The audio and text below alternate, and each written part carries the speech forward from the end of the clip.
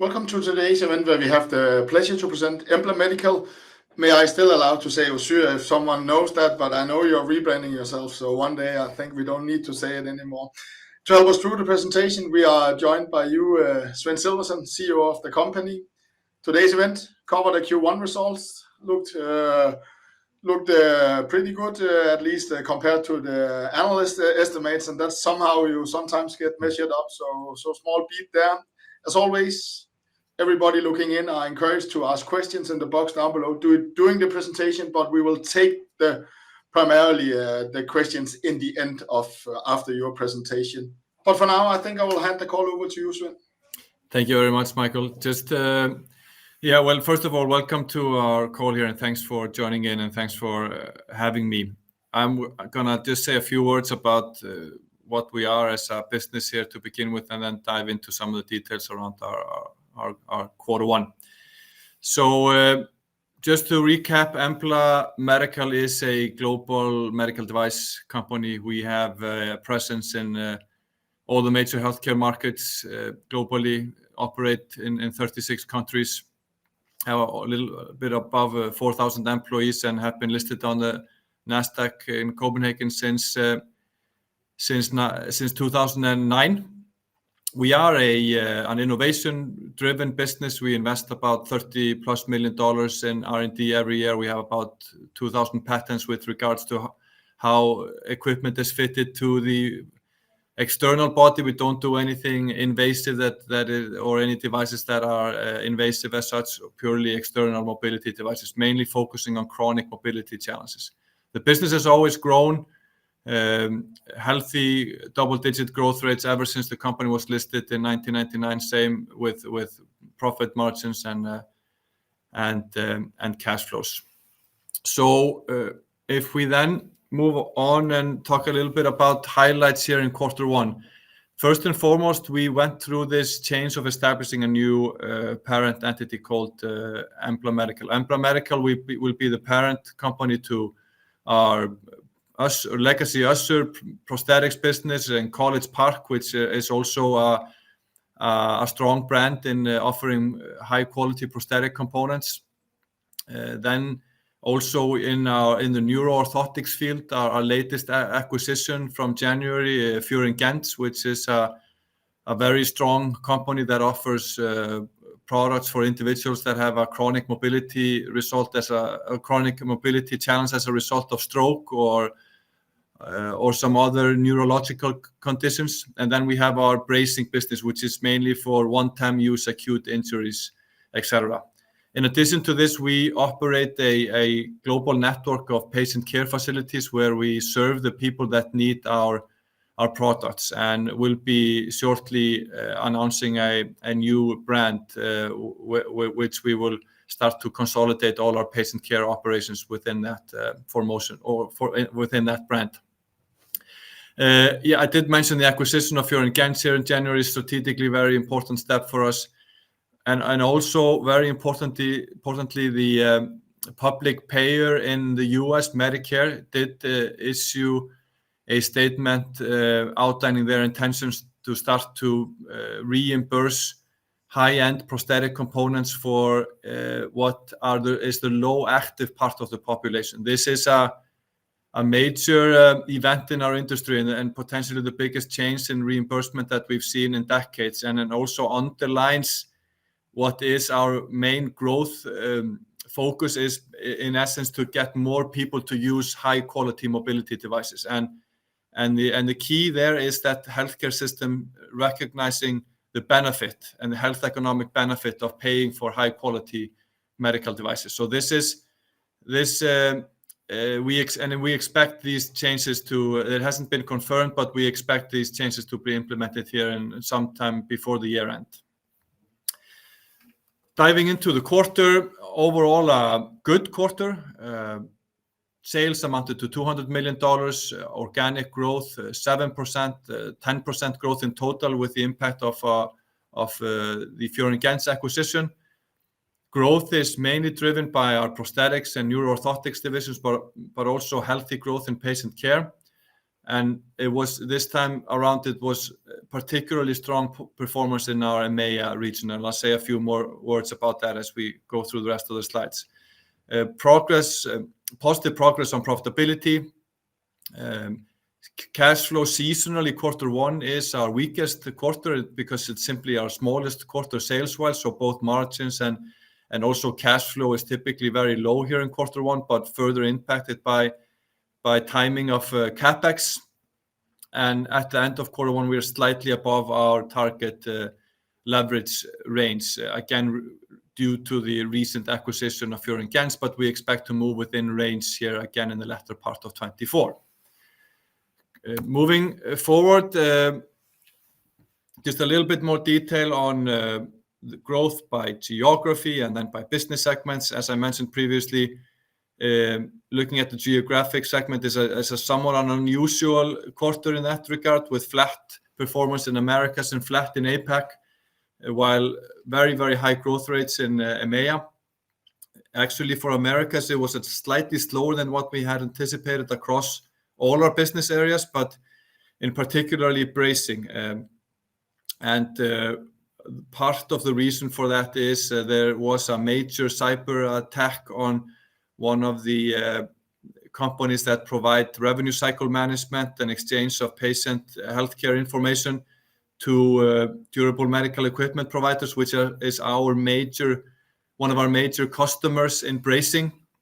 In other words, our customers were not able to process payments with insurance companies during this cyber attack, and that we see very clear trend in our sales data that has impacted our bracing sales here in Q1, and we'll need to see how the market. We expect that to normalize here as we move into the year. On the APAC side, principally one issue related to our business in Australia, where the reimbursement authorities have changed the way they process claims, but no change in terms of what is being paid for. So again, we think this is more a timing issue rather than anything else. Looking at the business segments in the middle of the slide here, 10% growth in our prosthetics and neuro-orthotics division, 1% in bracing, and 6% in patient care. Ultimately, again, 7% organic growth rate. And on the far right, you see the development in our profitability, where we are 1 percentage point above same period last year, but also having a negative FX impact of about 70 basis points. So progress on the EBITDA margin front also. Just a little bit more details on the different business segments, starting with what is half of our business, prosthetics and neuro-orthotics. Very solid trend line. If you look at the trend line at the bottom left, we are growing 10% organically compared to a quarter where we grew 13% Q1 last year. And remember, the main trend or main growth drivers here are bionics, getting more people to use better mobility devices. We have also a strong product portfolio and then some new launches here in the second half of the year around bionics. And again, emerging markets, where it's more a question of finding the right pace to establish ourselves in emerging markets rather than necessarily fighting for market share. Lots of opportunity in emerging private pay markets. And here in Q1, the bionic sales as a percentage of our total prosthetic component sales was same as in the Q1 last year, which just underlines that we also have good growth in other product categories outside of bionics. Bracing, weaker trend line. You see another quarter where we only have 1% growth, mainly due to the slow start in the US and this cyber attack I referenced earlier, but otherwise very solid growth in the EMEA region and also good growth in our APAC business. And then with the patient care side of the business, also a very healthy trend line, growing 6% also on top of a reasonably strong Q1 in the comparable period. And again, going back to geography, It was EMEA, which was very strong, APAC slow again due to the reimbursement challenges in Australia, but otherwise we continue to see a healthy development in our patient care business driven by patient volume growth and also our ability to provide access to better solutions. Few words on cash flow. Again, as I referenced earlier, this is seasonally a low quarter for us cash flow-wise. You can also see from quarter one last year, we had a small let's say negative cash flow in quarter one. We expect CapEx to be lower in dollar terms as well as relative share of sales. We expect generally strong cash flows in the remainder of the year. And on the far right, you see the gearing level is now above our target range of 2 to 3 times, including leases, and we expect to move within range here in the latter half of the year. So in summary, solid quarter. Some things are better than what we had anticipated. Some things are a little bit slower than what we had anticipated, but on average, solid 7% organic growth rate right within our range.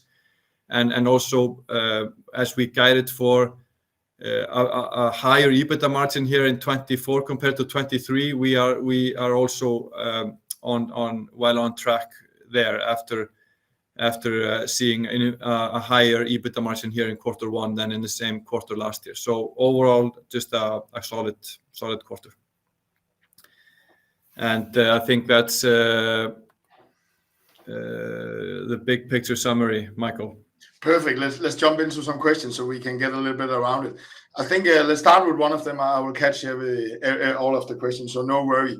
Growth in America and APAC is low. Is that a trend or something special in the quarter? You mentioned Australia a problem, US a problem. So is there some new trend in that, or is that if you took those parts out, and I know it's hard totally to measure them, would you then have been on the trend line in APAC and Americas? We don't consider this to be a trend for these areas. I mean, if you start with APAC, if we adjust for the very specific reason around this delayed reimbursement approvals in Australia, the region is growing in line with what we expect this region to do. And just to explain this reimbursement issue in Australia, the system is in general it's a very good system. It provides very good access for disabled people and provides good high quality solutions. That is not changing. The system is implementing just new procedures for how they approve new projects. So we are in our patient care business. We are still processing patients through the process and expect the payment backlog to be cleared. So that is not a trend of some sort. If you look at the Americas, it was slower than what they had anticipated across the board, but there's no change in the external environment, and our competitive position remains strong. Also looking at the Americas, this is where we expect reimbursement to open up access to also a population that has historically not received good solutions. So we have no reason to believe that we will not generate healthy growth in that geographic segment going forward. And a second question we always ask when there has been some bump in the road, so I understand them. Australia sounds to me like that's a demand that you are just going to catch up. Your patients are still in the system. Is it the same in Americas, or did that sale go to someone else, or had everybody providing into that system problems by this cyber attack? No, that's a great question. It's hard to understand where we are right now, whether that business will just come back. My assumption is that it will not. On the bracing side, I think these are typically acute solutions where people need acute resolution of some sort. Some of our customers are using other platforms. So it's hard to read right now. For what it's worth, we've had a decent start to quarter two, and from what we read in the news, this cyber attack, they have unwound, I think, most of the complications, but it's hard to predict at this moment. And then there's a question, do you expect any challenges for the rest of the year? Any negative event that could lead to organic rate below your current year range of 5 to 8 for 24? Or how is your visibility? And maybe also what I always ask as an analyst, what is bringing you to the lower end? You started pretty good in Q1. Yeah. So a little bit talks about your guidance still. Are you facing tougher comp? Was this an easy comp?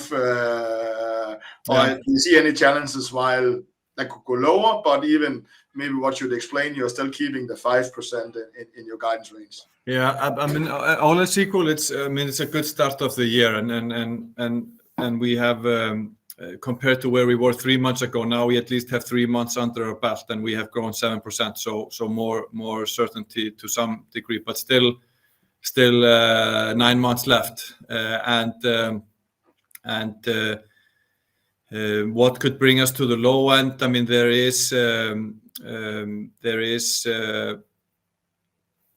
we can see quarterly fluctuations, and there can also be there's also the element of tough comparison. We grew 11% organic here in Q2, for example, so we're up against tough comps.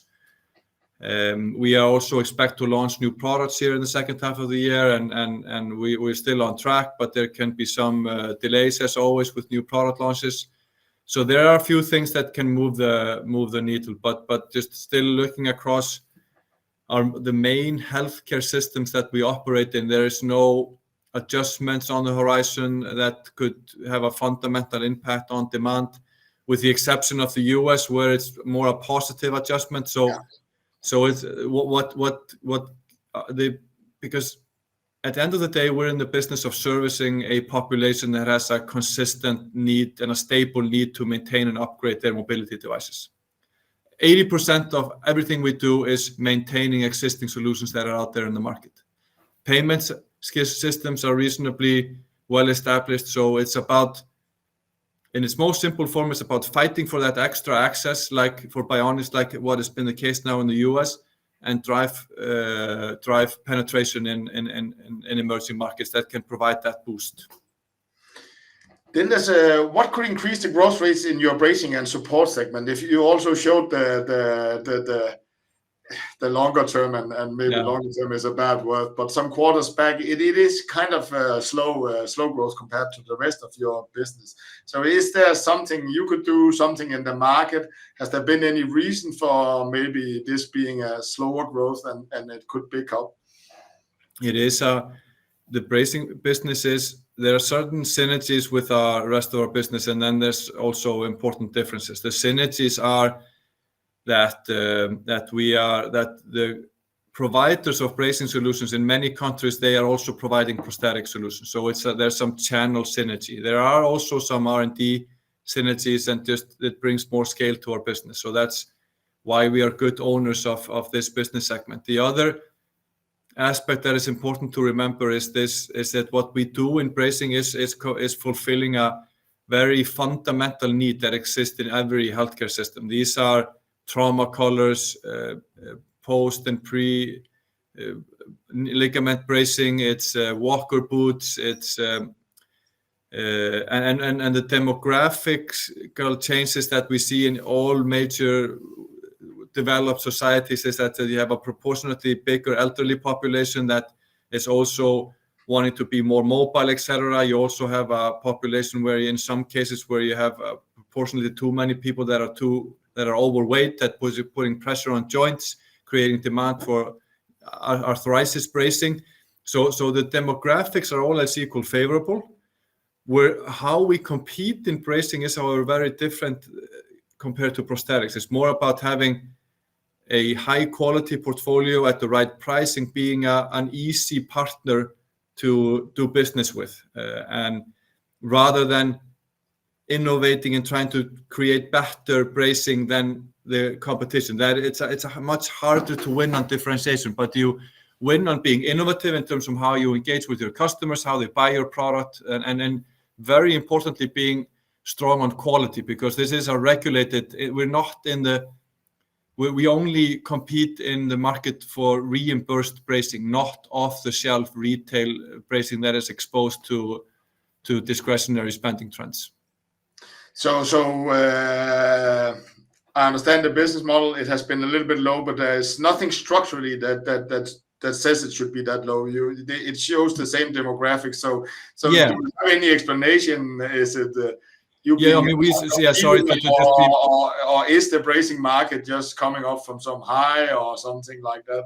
No, I mean, we should strive to at least deliver on market growth, which is sort of 3 to 4%. That's. But if you look at the last couple of quarters, we've been lower on organic growth rate, which has weighed down a little bit our average. But still, the bracing business is only now 17% of our overall sales, so it has a proportionately less impact. Then there's is higher reimbursement on number of patients that is driving the growth in patient care. Are you getting better reimbursement? Are you raising the prices, or is it the number of patients?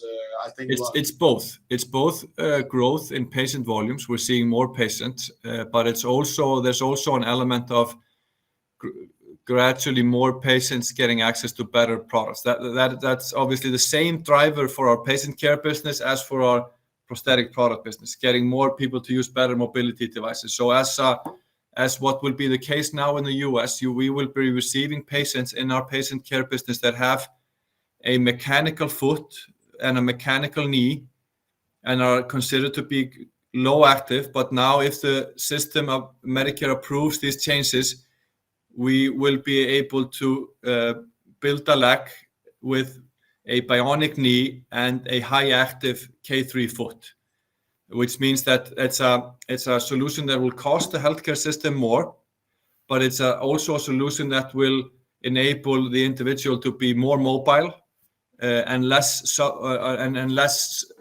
likely to fall, less likely to have other healthcare complications that are more expensive for the system. That is why, in essence, why the system is deciding to pay more for good mobility devices.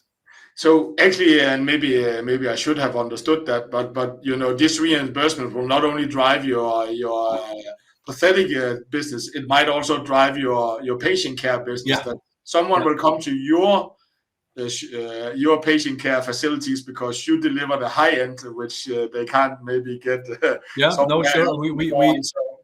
We should be well positioned to capitalize on this trend, which is, again, I encourage people not to look at it. It's not gonna explode from one day to the other, but it's gonna provide that a lot of work in the next couple of years to gradually bring more people onto better mobility devices, and all else equal, of course, increase the size of the market and the growth rate of the market, of course.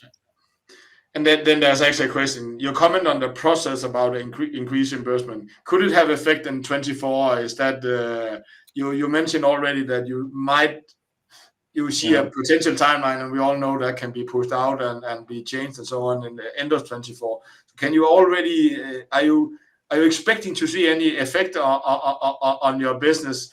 The question is here, and maybe I would say, I know it's very shortly since we talked last time, but I guess someone has commented this. The business probably have commented. Have you seen anything that changed your viewpoint on the timeline or how it should come out on this comment process that is normal in this business? So first, 2024, will it be too late to have an effect? And secondly, have you seen anything in this normal comment process there is in this? Well, maybe to start with the comment process, that was generally just positive process where industry stakeholders, I mean, it's positive for patients, it's positive for the patient care providers, it's positive for the product providers, it's positive for independent clinics, it's ultimately good for the system. So generally, there was just a positive feedback, but now it's back with Medicare, and we don't know exactly how they will process this further and when they will decide to finalize this decision. With regards to whether it will have an impact for the year, from what my assumption is no. I don't think it will. We will first and foremost, Medicare needs to finalize their decision, which they'll do sometime in the latter half of the year. Then they will have issued some guidelines on what requirements they will be set for for claiming these types of devices. That needs to be rolled out, and people need to be educated about that, and so forth. So I don't see this to have any material impact, if any, this year. No. So the understanding is your growth expectation 5 to 8%, 7%. That is based on you without this system, and Yes. then we will have to look into the coming period if everything falls apart. Absolutely. Perfect. That was the last question, Sven. Thank you for taking us through your results, and thank you for answering questions from the audience. Always a pleasure. Always a pleasure. Thanks for having me. Have a nice day, everyone. Thanks a lot. Bye-bye.